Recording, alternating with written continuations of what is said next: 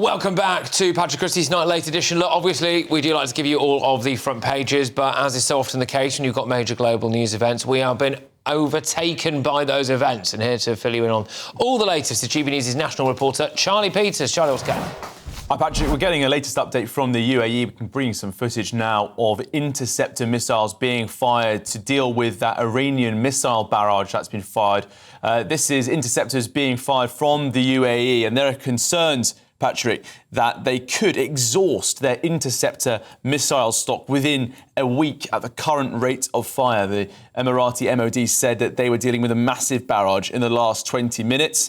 Qatar is also rumoured to be facing a risk of losing its interceptor missile stock. Now, this footage we're bringing you comes as there has been that sudden missile barrage towards central and northern and some parts of southern Israel, which has been led to the US State Department issuing an order to Americans to immediately depart more than a dozen countries in the Middle East. They're being urged to depart using commercial means from Bahrain, Egypt, Iran, Iraq, Israel, the Palestinian territories, Jordan, Kuwait, Lebanon, Oman, Qatar, Saudi Arabia, Syria, the UAE and Yemen. And as we've issued that order from the State Department, we can also bring you this footage from Amman, the capital in Jordan, where a siren at the US Embassy, the announcement tells the individuals to duck and Charlie, cover. I'm just going to cut across you there. Sorry, I'll come back to you. Sorry about this, mate. I just want to bring up the live footage of Beirut because we've just seen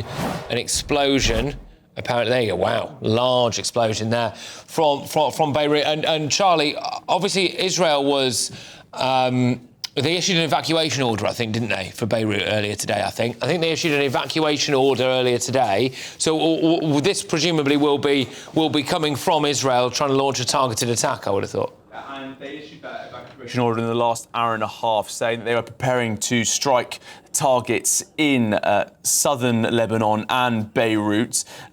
We've seen some strikes in Tehran earlier, the IRRB broadcast area. We're now hearing from the Israeli military saying that they are striking Hezbollah command centres and weapons storage facilities in Beirut. It comes after they struck that headquarters of Iran's state broadcaster, the IRIB in Tehran. The IDF said in association with that strike that it was an area used to promote the Iranian regime and was cover for regime operations. But that footage we're showing you now from Beirut, Patrick, that'll be a recent Israeli Air Force strike. Or what they are saying is a Hezbollah command centre and a weapons storage facility. Now, the significance of this for the UK, first and foremost, is that that appears to be the location where those one-way attack drones have been fired towards British sovereign territory, RAF Akrotiri in Cyprus. Those one-way attack drones, the Shaheed, which is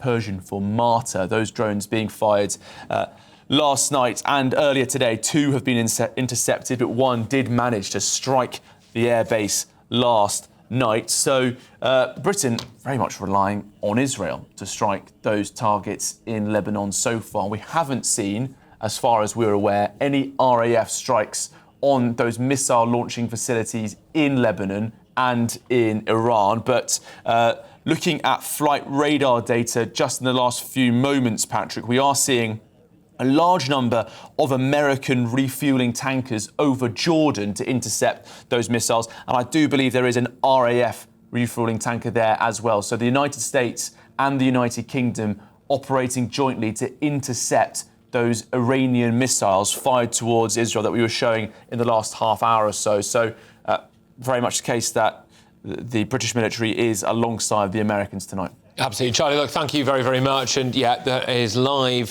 footage of Beirut this evening where a large explosion has just taken place. And as Charlie was saying there, of course, the missiles are kind of on their way to Israel, hopefully being knocked out of the sky by various different forces there. But, I mean, look, this is... The risk here is that this kind of rumbles on for months and months and months and months. It feels like, you know, we need to have some kind of swift resolution to this in some way possible. I don't really know what that looks like, but I mean, Well, I think that's exactly what Trump is afraid of. I mean, if this drags on, I mean, when he went in and took out Maduro, that was just it took 6 minutes. It was an incredible operation, whereas this immediately seems to be something that's going to be they're going to get bogged down in, possibly lose more American soldiers. I mean, the prospect of actually having a ground war, which would be, I mean, that would be unconscionable. And I think Iran knows that that's America's weakness. America can't be losing troops. It can't be, suffering high oil prices either. It would be hugely unpopular for Trump as we head into the sort of midterms season. Yeah, it will be. I mean, John, what's your kind of overbearing feeling of all of this? Yeah, I agree with everything you've just said. Where, from what I've read, we don't know if it could be 5 weeks. We don't know if it could be a year. We definitely know that the US and the UK can't really afford nor do they want to be in this situation for a very long time. Again, the kind of cloud of the past of kind of Iraq is playing a huge role here, where that's the kind of worst case scenario, which we want to learn from those mistakes. But how we do that is another question, and I don't know if we'll get an answer anytime soon, quite frankly, because it seems to be escalating every single time we update the scenario. Yeah, well, what's your instincts on this, Seb? Do you think this is good? We're going to still be here talking about this in months and months and months. Well, it's quite possible, isn't it? I think nobody knows, at least of all, President Trump, and that's what really concerns me. I think he's got into something here that he doesn't quite grasp. And Leo, you're completely right. This isn't another Venezuela. It's much more complicated than that. There is a web of interests here. There's every reason for this not to end, sadly, both for the human tragedy and for wider peace in the Middle East. But I think for us, I mean, you were joking off air that the energy prices are the least interesting part of this. I think it's... I find them complete... That's what I want to talk about the most. Well, I'm not joking. I'm a former business journalist, so that's where the mind goes as well. But I think in terms of the impact on British people, if this rolls on, that is going to be the most acute part of this, because we are reliant on those trade flows. If Iran closes the Strait of Hormuz particularly, that's going to be very, very difficult. It's effectively already closed. Well, there we go. Yeah, there's only so much OPEC Well, go on, John. Talk to me. Oh, we're actually just seeing... there were seeing missiles flying around the sky there in... there we go. But, God, that's terrifying. Yeah, I mean, it's amazing how many people live under the constant spectre of... I was there a couple of months ago, and it is crazy. Like in Tel Aviv, there's big craters in the middle of the city. There's skyscrapers with chunks out of them. And obviously, this was after was it June that they had the missiles fired at them? But yeah, it's a constant thing. I went to my mate's house. He's got a room in his house that's fortified. That's got almost like an old-fashioned safe door, and that's the safe room in the house. If you go there, I mean, the thing is, then Hamas and Hezbollah know that when Hamas entered Israel and started slaughtering people, taking hostages, they knew, where they knew to go to the fortified rooms, the safe rooms, and get the families there and throw grenades in and whatever. Yeah, exactly. I mean, this is it, isn't it? We are going to show you, I believe, soon the moment of impact. I think we're just waiting to get that loaded up because, like I said earlier on today, Israel obviously launched a missile. John, go on, take the opportunity to talk to us about your favourite subject, which is the energy price. After what Leo said about obviously the people on the scene being in bunkers, now I'm going to talk about the British people and how we're going to deal with rising energy prices. Seems a bit wrong, but essentially for Brits at home, the clear situation is we import more than we export. Last year, we imported like about 250 billion more than we exported. So that's the kind of like deficit that we're running. We're obviously very, very sensitive to global shocks, and that's the issue there. Brits will feel it in food prices, energy prices. I don't know about anybody else, but I mean, when the war in Ukraine broke out, I was in university, I was living in a flat. I remember how expensive those my energy costs were, and I was living in a freezing cold flat in Durham, and that's kind of what we're worried we will return to, if not worse, because the situation is much worse.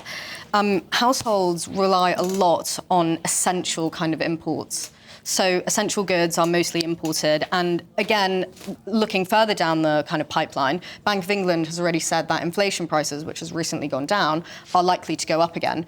So domestically, we're also in a bit of trouble. I mean, it's a great kind of news cycle for Labour.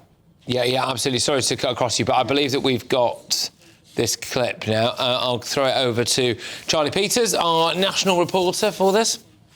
Yes, Patrick, that footage you're seeing now of the smoke billowing from what the IDF has said was a strike on a weapons storage facility and a command centre for the Iranian proxy Hezbollah in Beirut. We can now bring you the moment of that strike in the last few moments.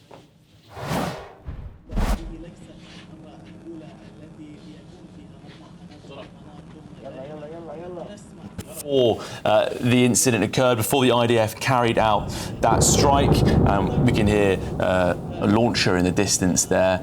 In the aftermath of this strike, there was some anti-aircraft gunfire, so clearly some reaction in Lebanon to that strike. We're also hearing from US media tonight that there is going to be a major uptick in American attacks on Iran over the next 24 hours. Patrick, I think we're now going to start moving into the second round of attacks. The American media being briefed that the first round of attacks has achieved their goal of weakening Iranian defences, and the next phase will then heavily focus on destroying the country's missile production, going past what the Secretary of State Marco Rubio described as the line of immunity. We can see there the smoke billowing very suddenly from that reported command centre and weapons storage facility in Beirut.